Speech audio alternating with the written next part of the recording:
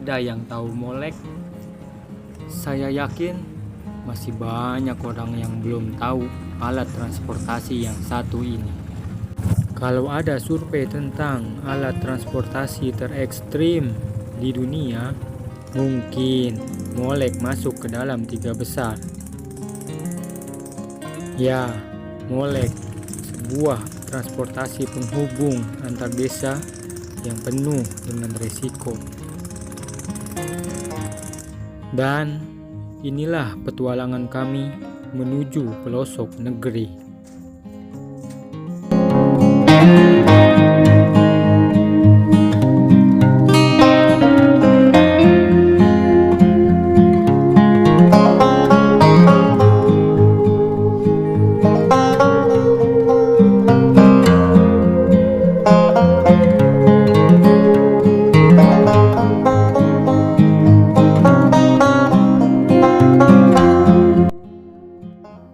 Pagi ini kami akan pergi ke sebuah desa di tengah hutan belantara. Desa itu bernama Desa Lebong Tandai. Uniknya, untuk menuju ke Desa Lebong Tandai hanya ada angkutan umum yang disebut dengan Molek. Molek adalah singkatan dari Motor Lore Express, tapi orang-orang di sini lebih sering menyebutnya dengan nama mobil jelek. Ya, tampilan transportasi yang satu ini sangat jauh dari kata layak. Tapi, apa boleh buat? Hanya Molek inilah yang bisa membawa kami dan juga warga yang lain pergi ke Lebong Tandai.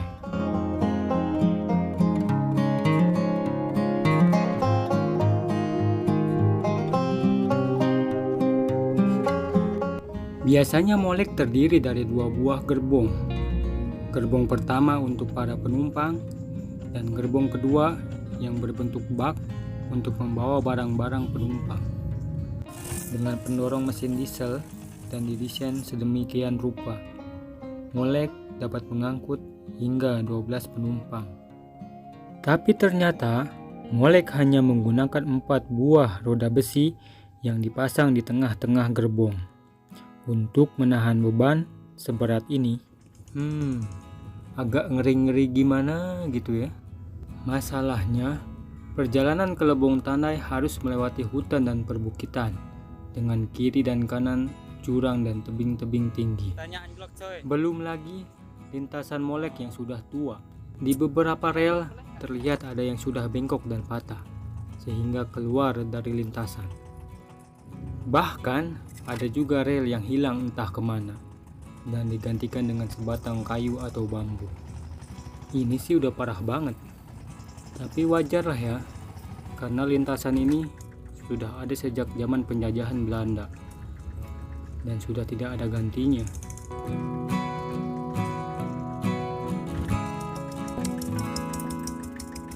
Kekhawatiran saya pun terjadi.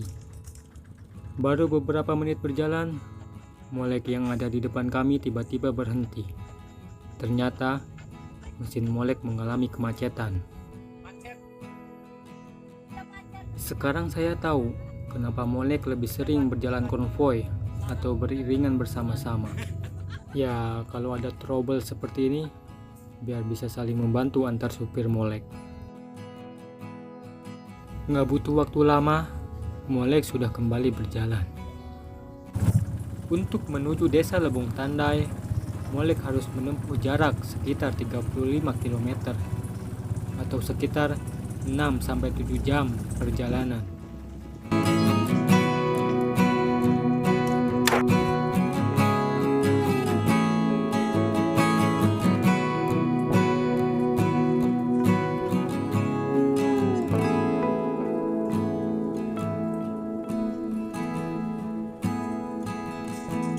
Kali ini tiba-tiba Molek kembali berhenti.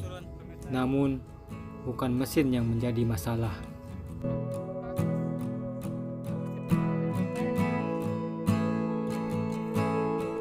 Sebuah jembatan tua inilah yang menjadi masalah.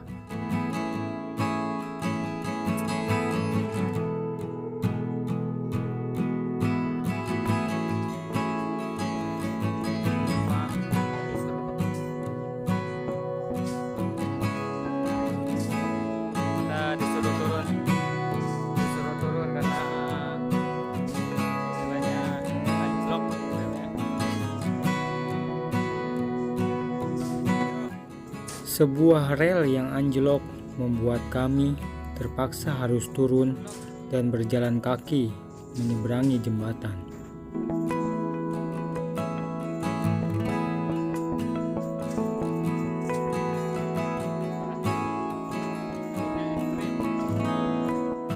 Bahkan, sebagian rel di ujung jembatan sudah tak layak lagi untuk dilewati, karena tanah yang menjadi pondasi rel sudah habis terkena longsor. Tentunya sangat membahayakan bagi keselamatan penumpang.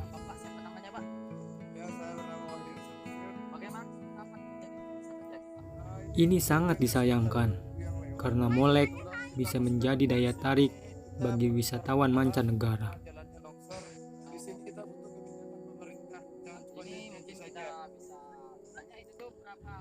Di tengah keluh kesah seperti ini, Samosir dan Gary malah sibuk berandai-andai. Mungkin kampanye besok lah, orang janji pemerintah datang ke sini. Mungkin adakah perjanjian kayak gitu Pak seperti selama ini? Biasanya ada. Oke.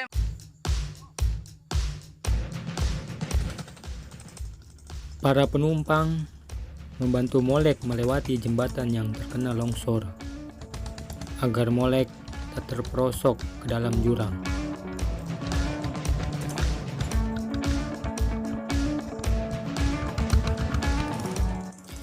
Ini sangat menegangkan bagi saya. Lengah sedikit, tamat sudah riwayat Molek.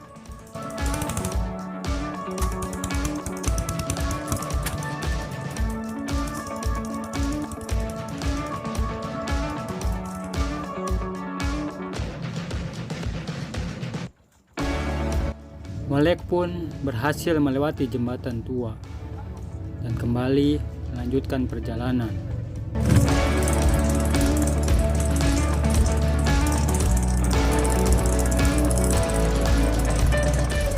Entah kenapa, semakin jauh berjalan, rintangan yang dihadapi Molek semakin berat saja.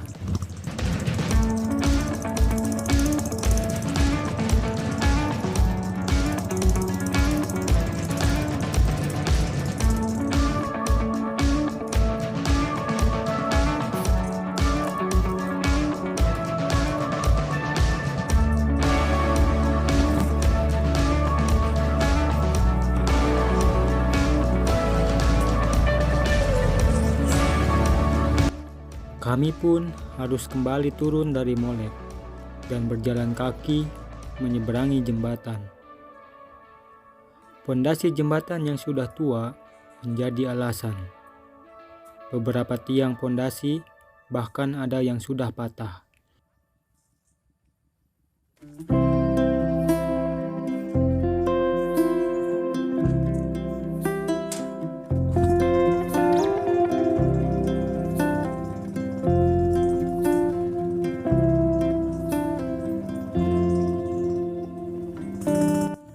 Akhirnya kami pun tiba.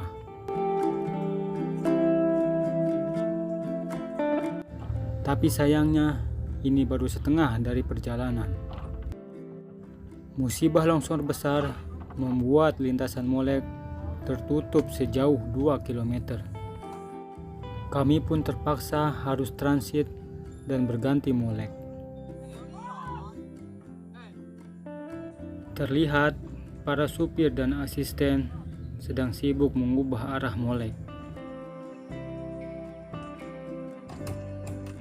Setelah saya melihat cara memarkirkan Molek, sekarang saya paham kenapa roda Molek hanya dipasang di tengah-tengah gerbong. Ya, biar muternya lebih gampang.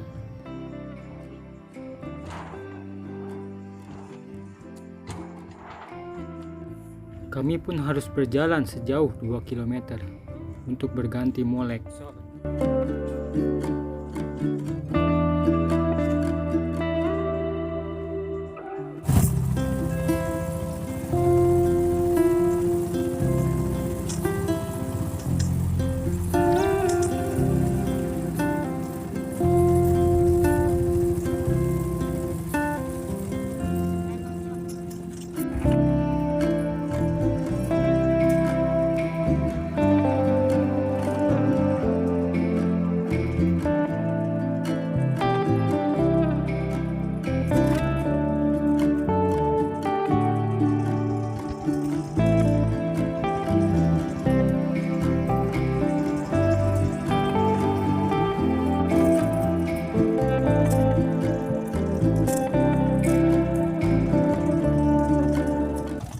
Kali ini, Molek lebih sering keluar dari lintasan.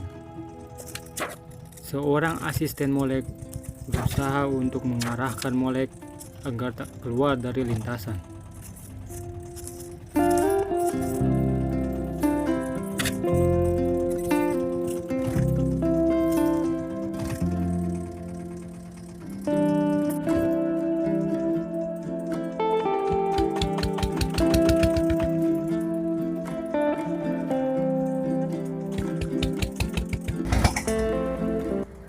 Perjalanan berubah menjadi gelap gulita.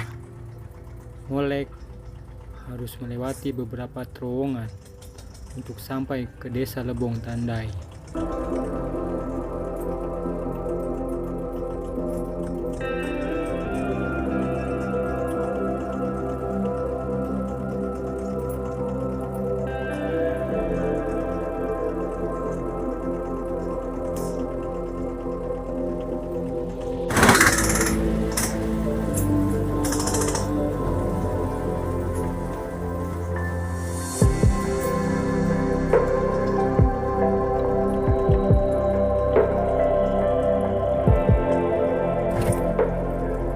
Tak ada lampu penerangan, hanya ada senter kecil yang dibawa oleh sang supir.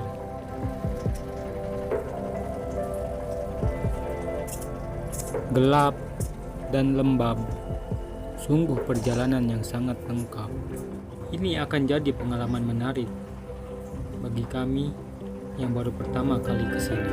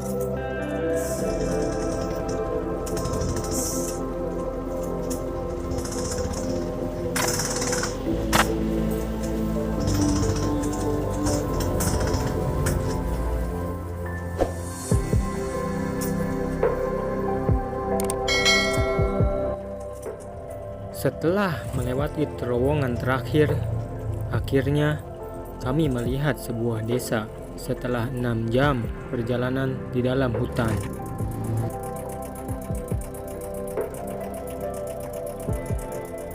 Desa inilah yang menjadi tujuan kami, dan desa ini juga yang menjadi akhir dari perjalanan Molek, Desa Lebong Tandai.